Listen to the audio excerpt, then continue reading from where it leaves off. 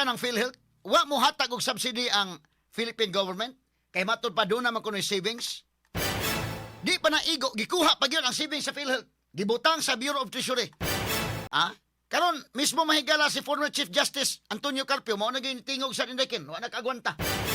Nga kabastos ba? Ang PhilHealth mahigala nga 60 billion. Gikuha mga kaigalaan. Wa pa tagaig subsidy, gikuhaan pa. Unya gigamit sa flood control pagka nga bastos gyud. Sa decision Supreme Court, yung Supreme Court iuli na kanang 60 billion pesos. Di man kinsa man ang kwartang sa PhilHealth gikan na sa contribution sa mga members.